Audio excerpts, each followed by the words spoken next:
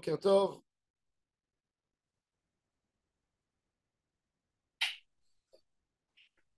Dans notre paracha, hein, chapitre 7, troisième verset, Akadosh Baruch Hu dit à Moshe, sache-le, Va'ani akshe et lev paro.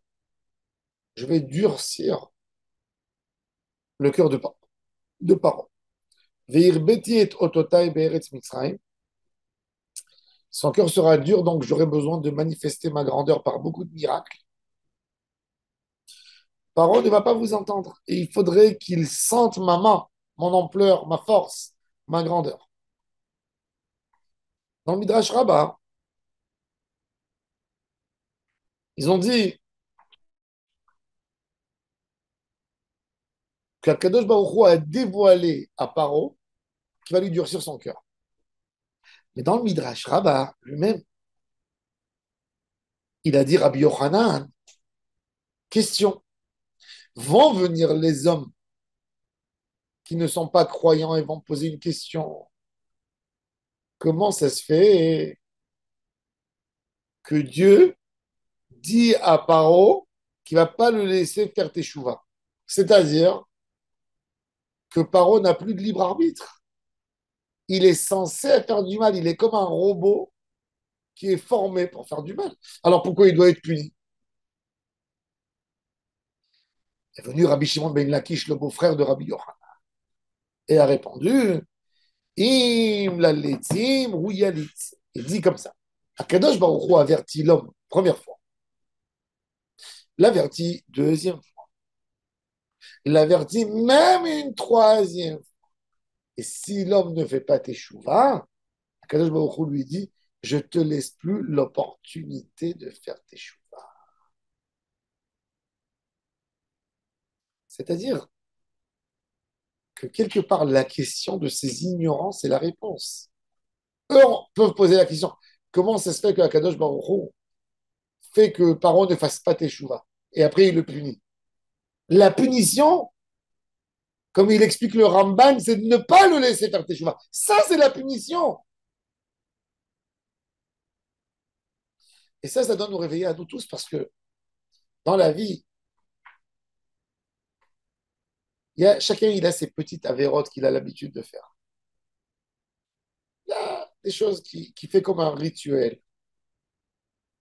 Et Akadosh Baruch Hu dit à la personne, tant que tu es nouveau dans la Avéra, je t'appelle une fois, deux fois, trois fois. Je te donne des réveils. Mais si tu fais la Avéra plus que trois fois, après que je t'ai averti trois fois, tu perds la chance de pouvoir faire tes chouvas là-dessus. Et ça, il y a beaucoup de gens qui ont perdu. C'est un cadeau. Il faut savoir qu'une teshuva, ce n'est pas obligatoire. C'est Hachem qui nous laisse nous racheter. C'est un cadeau que Hachem a donné à l'être humain. Tu peux te racheter et je te pardonne comme si tu n'as jamais fauté. Combien de fois je te donne ce cadeau? Nous, on s'est habitué chez nous, Akadosh Baruch Hu doit accepter ma tchouva. Non, Akadosh Baruch Hu ne doit pas accepter ta tchouva. Il n'est pas obligé. Quand il y a quelqu'un qui te fait du mal, après il vient te demander pardon. Ça dépend de toi, est-ce que tu veux pardonner? Hachem, quand on lui demande pardon, il accepte. Mais est-ce qu'il accepte à tout prix? Même s'il t'a averti quelquefois. S'il t'a averti, une fois, deux fois, trois fois, après, il ne te donne plus ce privilège de faire tes choix. Parce que trois fois, tu n'as pas voulu l'écouter. On ne te donne plus du ciel une nouvelle occasion pour te racheter. Et ça, l'homme doit être très conscient de ne pas perdre les belles occasions dans la vie que Hachem donne. On ne reçoit pas tout le temps ce cadeau du ciel, cet appel de faire tes choix. C'est précieux. Quand quelqu'un a des sentiments de volonté de faire tes choix en lui, eh ben, il doit vite les utiliser. Il doit vite les utiliser. Parce que quelque part, Paro, après, vous voyez que dans les plaies, il va venir, il va dire à Moshe, ça y est, j'ai fauté, je suis un rachat. Il dit, Mais là-bas, il parle plus d'Hachem. Il parle que de lui-même. Il n'a pas envie de souffrir. Il n'a pas une teshuva. Tout son seul malheur, c'est ne pas souffrir. Voilà. C'est une protection. Il n'y a pas de teshuva là-bas. C'est que de la protection. Et c'est pour ça que on voit qu'il n'y a aucune teshuva. Dès qu'il se sent bien, la plaie, elle s'arrête, hop. C'est-à-dire que ce monsieur, quelque part, il a perdu la conscience, il a perdu Hachem. Combien de fois je vois malheureusement, dans la vie, dans le quotidien, il y a des gens, je lui dis, écoute monsieur, dans ton couple, ça va très mal.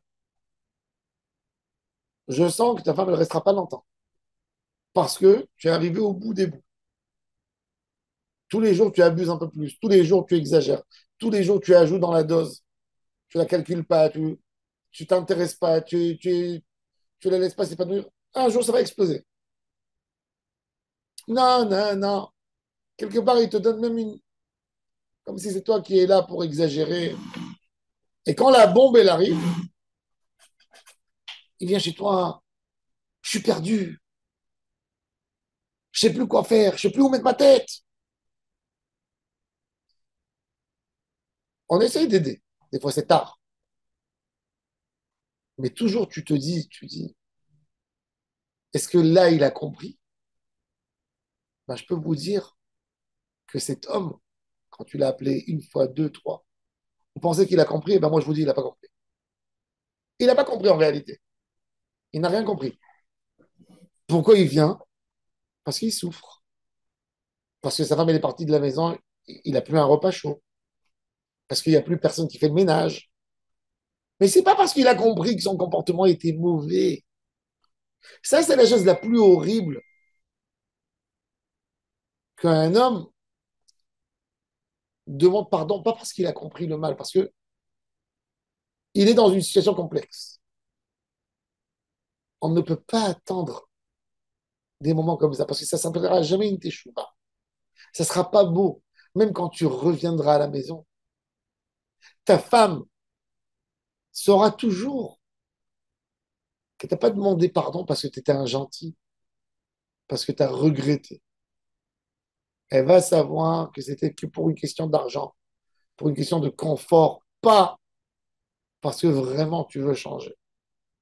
Et ça, c'est horrible de vivre une vie comme ça.